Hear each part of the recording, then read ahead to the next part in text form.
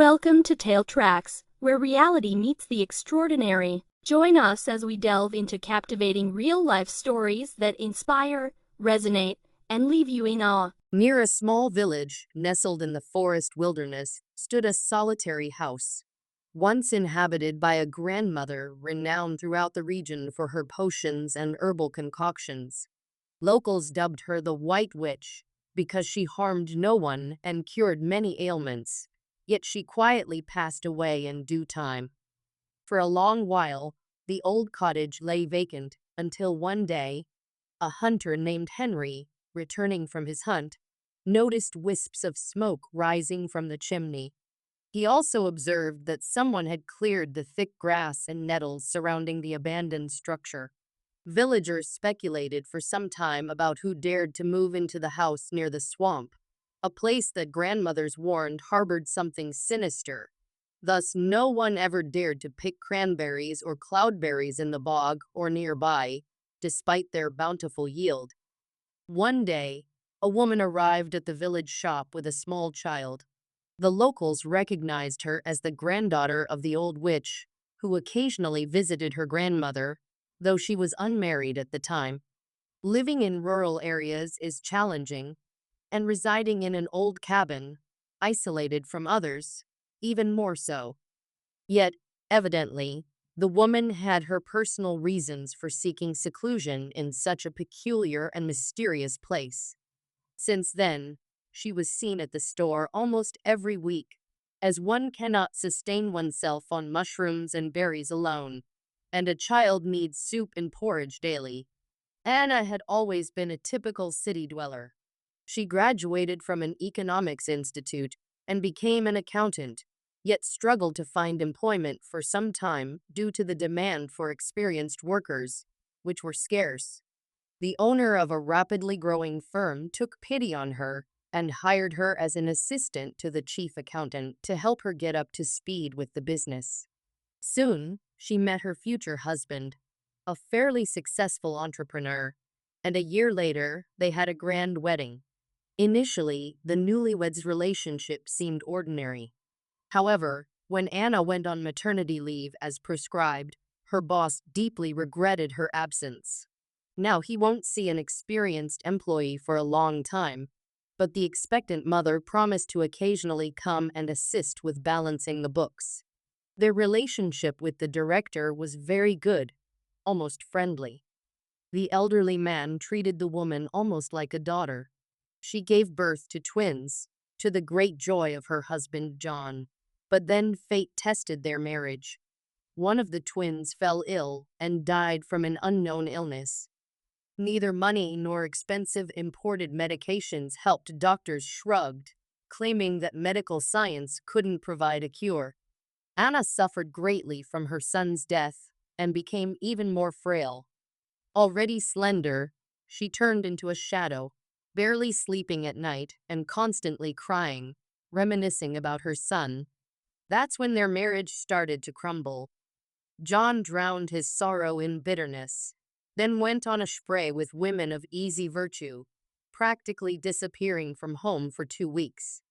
Anna patiently waited for her husband to settle down and took care of the house and their little son.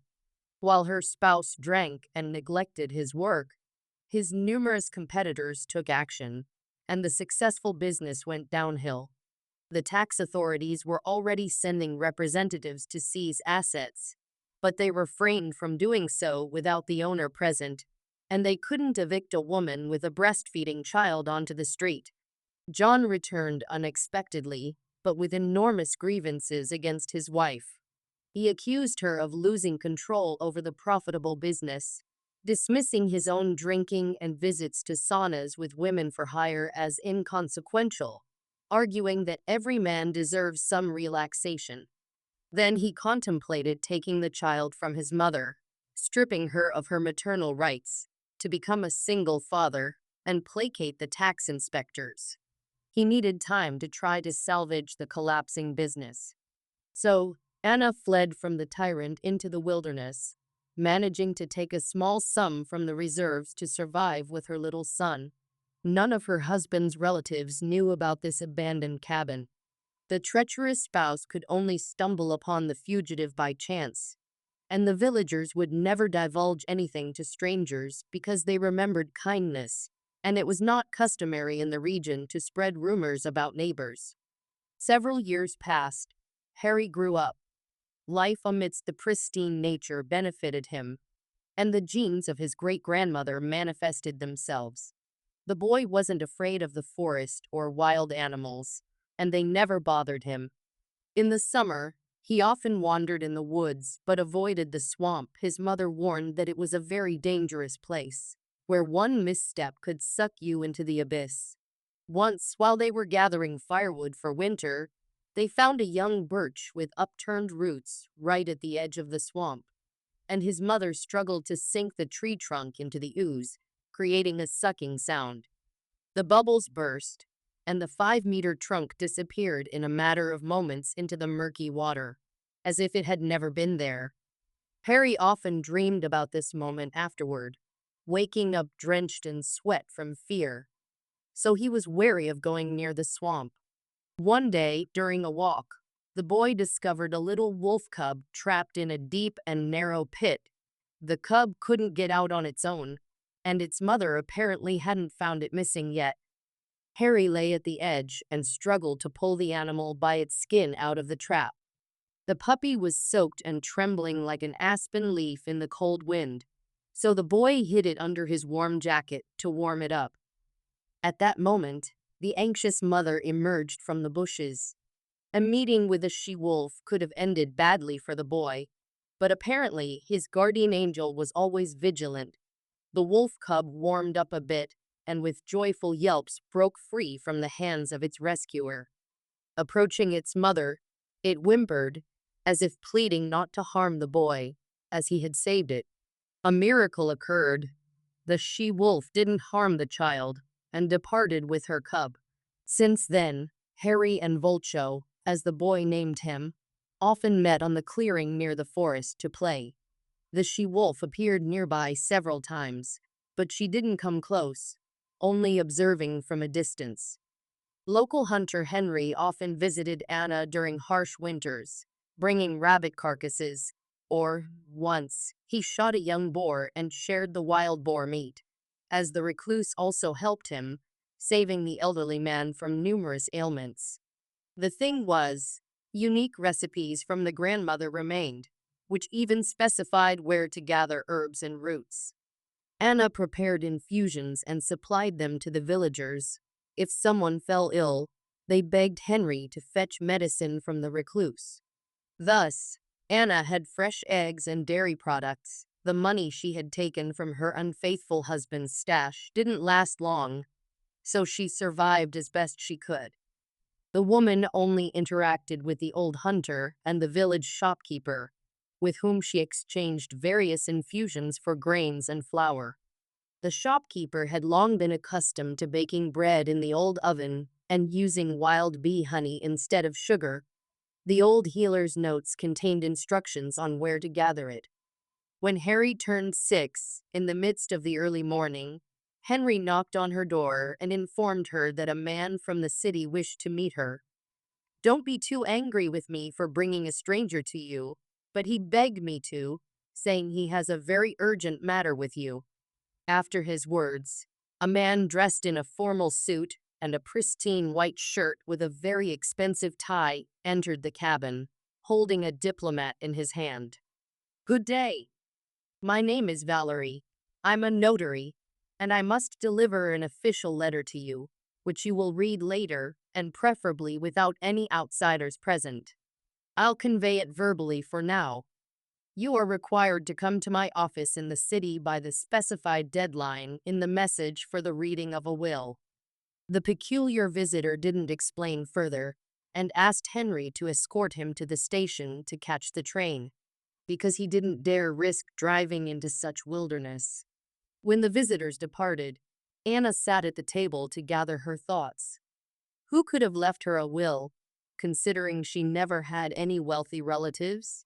Her husband was robust, and it was unlikely he would leave anything to her. Rather, he would have taken everything. Opening the envelope, The agitated woman read the official document and realized, while still living in the city before meeting her future husband, she had landed a job at a fairly successful company where an accountant was urgently needed. The young applicant's department head was hesitant to hire her because she lacked sufficient work experience for such a position, but the firm's CEO declared that it's not the gods who burn the pots, implying that the young talent should be given a chance to prove herself, as they could always dismiss her if necessary. Anna excelled in her duties, and even once saved her boss from death when he had a heart attack in the office where they were alone. If the young employee hadn't given the man the necessary medication on time, then laid him on the couch and called for emergency help, a fatal outcome would have been inevitable. It helped that Anna had attended nursing courses in college and even worked part-time at a hospital near the dormitory. The scholarship was small. Boris promised to generously reward his savior upon his return from the hospital. But soon Anna got married, then went on maternity leave, and eventually fled the city altogether to escape her husband's persecution. Only this businessman could have included Anna in his will because when she was hired, she listed her grandmother's address as her primary residence. So the notary found her, but he didn't dare wander through the unfamiliar forest and turned to the locals, hence, Henry escorted him. Unfortunately, Boris most likely passed away, as they invite her to come to the city next week to attend the reading of the will. Undoubtedly, his relatives will be there. So scandal is inevitable, and this is the last thing Anna needed in her previously peaceful life. Boris was a very successful man. His company generated good revenue, but on the personal front, he couldn't boast the same results. His wife was ill for a long time, and one day her heart couldn't withstand the strain and stopped beating. They didn't have children together, only the son and daughter of his wife from her first marriage. Boris treated his stepchildren very well, but they never appreciated it. In their teenage years, Arthur and Vika lost their mother, and they never particularly liked their stepfather, although it was thanks to his high financial status that they could afford many things. The businessman managed to get them into a prestigious institute in a major regional city. There, he rented them an apartment to keep them from residing in the dormitory. Arthur and Vika were negligent in their studies, knowing that their stepfather would cover everything and ensure they received the necessary grades. They preferred to spend their free time in nightclubs with other affluent youth. The stepson persuaded Boris to give him one of the cars in the garage. Then the driver drove it to the city. The elderly man understood that the children were quite wayward, but he covered their expenses, warning that their carefree life would last until the end of college. And after that, they were on their own. Boris had no intention of leaving his real estate and well-established business to his stepchildren, because they would squander everything within a few years, and the company would be sold at auction to strangers. The elderly man remembered his promise, so he made a will in favor of Anna, leaving the children only one of the cars, which Arthur mercilessly exploited, and the city apartment located in a prestigious area where he practically didn't live. Boris loved fresh air, so he lived in a luxurious country cottage built according to a unique design. The plot was located near the lake, in a secluded gated community. A personal driver would take the businessman to the city, where he spent the whole day conducting business. Boris had excellent assistants who managed everything, and he only oversaw it. The firm was operated by a reliable person whom he trusted unconditionally. There was also a highly experienced lawyer on staff who had to extract Arthur from various dark stories he got himself into about once every quarter. If it weren't for Boris, the guy would have been working as a lumber henry somewhere in the forest wilderness instead of attending college, under the vigilant supervision of guards. Anna couldn't believe her luck, especially at such a crucial time. With Harry starting first grade in the fall, she lacked the funds for his school supplies and uniform. Now, she found herself on the brink of considerable wealth, though it came with an overwhelming increase in responsibilities. To claim her inheritance, she had to travel to the city, knowing there was a chance she'd encounter her estranged husband, who had long been fruitlessly searching for her to take their son away. The astute businessman had foreseen potential financial difficulties for Anna. Hence, he provided a sum for immediate needs in a separate envelope, along with a bank card, and the PIN was detailed in a separate note. When Harry learned they were moving to the city permanently, his enthusiasm was tempered. He only requested time from his mother to bid farewell to his friend. "We won't need the provisions in the pantry anymore. I mean the rabbit carcass," he remarked. "Do you want to give it to Volchek? I'm not opposed to such a generous gift, especially since you won't be returning here anytime soon, and perhaps you'll never see your friend again." "I'll come back for the holidays," the child sighed. Packing was swift, as they had minimal belongings, just what they wore. Anna decided to purchase the rest in the city. The letter offered her temporary accommodation in an urban apartment. She bid a heartfelt farewell to Henry, asking him to look after the house, and they headed to the station to catch the train to the city. Upon arrival, the woman first visited the nearby shops to refresh her and her son's worn-out wardrobe. Then, she arranged for a nice bath for her son in the bathroom while he dried off and watched cartoons on TV. She indulged herself in the jacuzzi. After fixing herself a strong cup of coffee and sitting down in the kitchen, the phone rang. It was the driver, waiting downstairs to take them to the notary for the reading of the will. In the office, all interested parties gathered. Arthur and Vika were confident that all of their stepfather's assets would be bequeathed to them, as Boris had no other heirs. They looked at Anna with surprise, considering her a poor relative with no apparent reason for being present. However, when the notary read the will, the faces of the young couple turned pale. Their stepfather had only left them the city apartment and an old, repeatedly repaired car, although Arthur had hoped to inherit his stepfather's new car from the garage. "Are you sure you read the will correctly? Are there no additional provisions?" the stepson hissed. "Everything is accurate, young people. For now, the heir and her son can reside in the apartment, and in 3 days, the will takes effect, and Anna will move to the countryside. You, Arthur, will retain the apartment in the city where you study, along with the car you currently have. It turned out that you both love racing through the night streets," the stepdaughter shouted, her face contorted with hatred. "We can contest this will in court, proving that our stepfather was mentally incompetent when he signed the papers." "That's your right. But I want to remind you that the late lawyer will now be defending all the rights of the heiress, and Vicenti has never lost a case." When the disappointed heirs left the office, Valerie explained the entire inheritance process to Anna in detail. "As I mentioned, in 3 days, you will take possession of all movable and immovable property.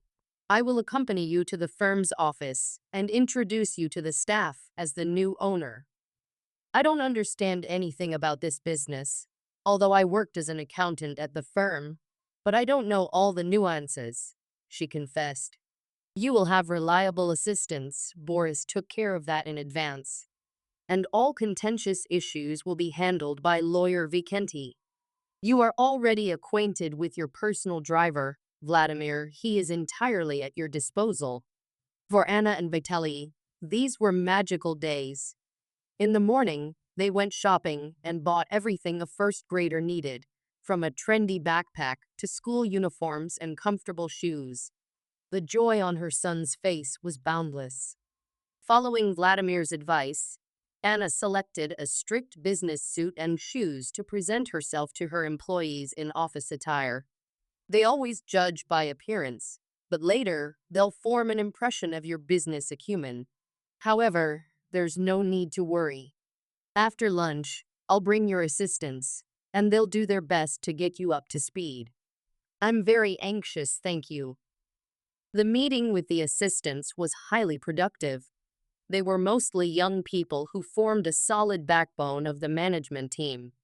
The late Boris understood well that the young woman wouldn't be able to grasp all the intricacies immediately, despite her higher education. Thus, he prepared several assistants whom he could fully trust. George, the immediate deputy of the businessman, was the leader in this small team. He assured Anna that the company was thriving and generating stable income because competent employees had been appointed in certain strategic areas by the previous owner. We're all keeping our fingers on the pulse, and will immediately report any slightest changes to you.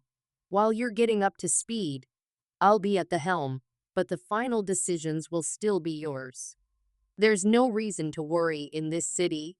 We have no worthy competitors, and business is picking up in other branches, although not as quickly as we would like. Tomorrow, the notary will be introducing me to the main office staff. I'm very nervous about how the team will receive the new owner. I assure you that everyone is only concerned about two things: whether there will be staff cuts or an increase in working hours. There's a folk saying, a new broom sweeps harder, and you could end up facing downsizing. But we're not proponents of tightening up the established workflow. Each of our employees has long been vetted and performs their assigned tasks excellently. Overall, the whole team operates like Swiss clockwork, without glitches or accelerations, but steadily and precisely. Any negligent or lazy individuals were timely eliminated by Boris. Only professionals remain, hence our high salaries. There's no turnover of staff, nor is it anticipated. Everyone cherishes their position, knows each other well, fully trusts one another, doesn't disclose commercial secrets, and we rarely hire outsiders, only temporarily if a woman goes on maternity leave, and even then, their access to confidential documents is minimal. After the meeting with the assistants, Anna was inspired. Now she wasn't as afraid of the first meeting with the company's employees as before, and George particularly made a pleasant impression on her. It felt like the young man was in his element. Anna caught herself thinking, I wonder if he's married or not. A month had passed since Anna returned to the city. She had already familiarized herself with managing the business. She started her workday with a selector meeting with all her assistants, as advised by George. Then she listened to brief reports from the branch managers. With the help of the chief advisor, she delved into the intricacies of running the company. Before lunch, Anna visited the accounting department to chat with the chief accountant. Here, she felt right at home. She had personal security that accompanied the company's head constantly, so nobody could approach her on the street. She caught glimpses of her husband several times, trying to squeeze past the security, but to no avail. Anna warned the head of security that nothing good could be expected from her ex-husband, so she asked him not to let the man come close. Vitaly also had a personal bodyguard who took him to school, vigilantly waited for the end of classes, and then brought the child home. Anna feared her husband might try to abduct their son to influence her. She asked lawyer Vicenti to dissolve the marriage with John, but the spouse put forward conditions that were entirely unacceptable. Your husband has very high demands. He's willing to grant a divorce and not claim custody of your son only if you give him 50% of the company's profits. But that's unacceptable. He has little chance, but he'll certainly cause stress with the child. According to the law, both parents have equal rights. Given those sums, his expression might crack. He wants to rake in money with a shovel without doing anything for it. But how's his business doing? Is it thriving, or is it once again suffering losses? I haven't obtained precise information, but most likely, things aren't going well for him if he's setting such conditions. I can find out for sure. I have connections. That would be good. And in the meantime, I'll think about how to curb his demands. Do you have a reliable private detective who can quickly and discreetly gather all the necessary information? A week later, the head of the company received a report from the private investigator, which revealed to Anna that her ex-husband had serious issues with one of his competitors who could seize all his assets and bankrupt John. The only thing lacking for him to carry out his plans was a little more financial support. Anna decided to consult with the chief assistant on how to deal with her stubborn husband. George asked for a couple of days to delve into the matter. On the appointed day, he reported that there was a plan, devoid of any criminal activity but effective. Providing discreet financial support to her husband's competitor would bankrupt the unlucky businessman. At best, he'll be left with just a small house where his elderly mother lives, simply because it's registered in her name, while all other property will be seized and sold at auctions. With such financial circumstances, the chance of him gaining custody of the child is zero. Well done. Now it's time to meet him and have a heart-to-heart talk. Inform the head of security that I'm ready for a meeting on neutral territory. For example, in a crowded place, a cafe with a veranda would be perfect for this purpose. John didn't expect Anna to agree to a meeting so quickly. In his mind, he was already figuring out how he'd spend the received sum. However, he was in for a rather unpleasant conversation. You want half of the profits from my company. Otherwise, you threaten to sue for custody of Vitaly. Don't you realize that you're facing not your wife, but a successful businesswoman with excellent security and business assistance who can bankrupt you without leaving this cozy cafe? I've been in business for many years, whereas you're just a novice. What can you do with your chicken brains besides calculating revenue on a calculator? So, don't try to scare me. You'll get a divorce only on my terms, and no other way. Now, please excuse me. John stood up and slowly left the cafe. He hadn't taken a couple of steps when stern young men in the uniforms of court bailiffs approached him. They showed some documents, then escorted the bewildered businessman to a black minibus. Where are they taking him? First to court, and then to inventory his property. His competitor fulfilled the threat. Your ex-husband is left with only a small house in the private sector and a few acres of land for a garden. Vicente, when can we file for divorce? I've already prepared the request, and it will be submitted tomorrow. Tomorrow morning, I'll drop by the district court. The judge's secretary will give us a call and inform us of the time for our case hearing. Everything will be fine now. There's no need to worry. Once Anna receives her divorce certificate, she plans to host a small celebration at her property. She has set up a barbecue area near the spacious gazebo in the backyard of her large cottage. Anna invited all her assistants to mingle in a relaxed atmosphere. Many of them came with their spouses and children, as previously agreed upon. The children's table was set up in the small garden, and animators were also invited to keep the kids entertained. Anna noticed that George Petrovich arrived alone, despite being a few years older than his boss. Curious about her chief assistant's life, she took a moment to speak with him privately on the cottage veranda. George was once married, but the marriage didn't last long. His wife was unhappy about the amount of time he spent at work. During those years, we were solely focused on setting up the future of the business. So Boris and I worked together from morning till late at night to establish the process. As a result, she filed for divorce after 3 years, and then she left the city.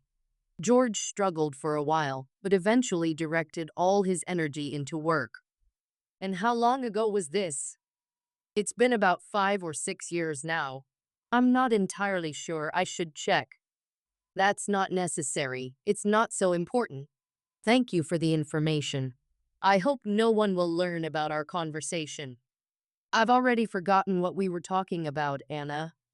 For many years, Anna lived solely for her son, doing everything to ensure his happiness. However, she realized that her son needed a father figure. Now that she was financially secure, Anna began to think about her own personal life. But where could she meet a decent man when she was always at work? That's when she noticed George, the only bachelor in her circle. Due to the nature of their work, they constantly interacted and spent long periods alone in the office. She understood that her assistant would never make advances toward his boss, so she decided to subtly encourage him. An opportunity arose with a planned event. One Friday after a meeting, George informed her that the company was having a shortened workday because there would be a corporate event at one of the city's prestigious clubs. Every year, we have our autumn ball, where all the company employees gather to enjoy themselves until dawn. Since there are 2 days off ahead, no one minds relaxing after a busy work week. Boris established this tradition, although he himself never participated, citing that he had long passed the age where dancing and drinking in good company appealed to him. I would be delighted to attend the celebration, and I would like to ask you to be my escort, if you don't have another candidate for this role. I've been divorced for some time, and I attend such events as part of my duty. Someone has to ensure order. Using my position, I waive this social obligation. The fact is, I have never attended such parties before. Engaging in equal and informal conversations outside of business settings. Are you open to such a proposal, George? I consider your decision absolutely correct, Anna. It was evident that George was pleased with this closeness. The boss's first appearance at the corporate event went quite well. For a few minutes, the subordinates felt somewhat reserved, but that quickly faded. An hour later, the atmosphere in the hall was one of general merriment, with everyone enjoying cocktails without paying much attention to others. However, they did notice that Anna and George shared a few slow dances together. Their relationship quickly became romantic, although they didn't overtly display it in public.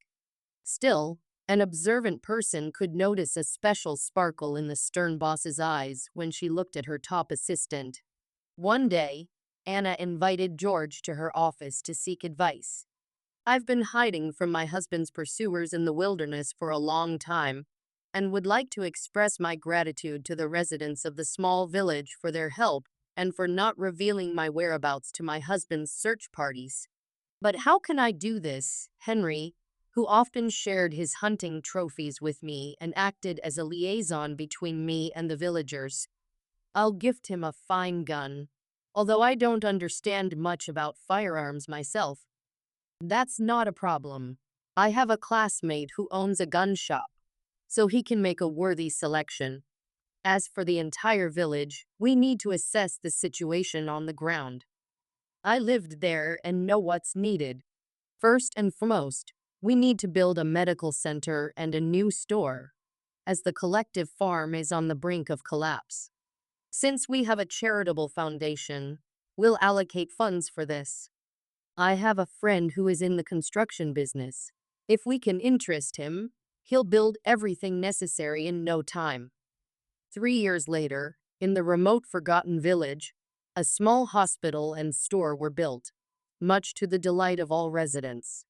Henry boasted to other hunters about his new gun, but only one old hunter knew to whom they owed such innovations. Anna's company flourished, although she temporarily didn't manage it herself because she got married and gave birth to a baby girl who turned 1 in August. She didn't have to worry about managing the business as a young mother because her husband handled it excellently. She happily devoted herself to raising her children. They had a modest wedding, although almost all employees were invited because they were like a big family and didn't want to offend anyone. The ever-present paparazzi tried to capture exclusive material, but the head of security didn't let anyone pass the entrance to the restaurant's premises. On the second floor of the cottage, Harry had already moved up to the 4th grade. For his birthday, George gifted his son a laptop, so the boy could not only play games, but also learn computer literacy. The young mother played with her daughter with colorful blocks, while her son tried to pass another level in a computer game, but struggled to form a correct sentence in English. Harry, take your time. Remember what your father taught you. Look in your notebook where you jot down complex phrases, and it will work out. For now, take a break and play with your sister. I'll go for a walk to the gate. There seems to be some strange visitor. Near the partially open gate, a sloppily dressed man with a 3-week-old stubble was loitering, trying to explain something to the guard. Miss Shaw, what does he want? He's asking if we need a janitor. Upon closer inspection, Anna reluctantly recognized her former husband in the visitor. Without remorse, she said, "Let him go down the alley. It seems Mitrofanovna was looking for a janitor, but we have no need for one."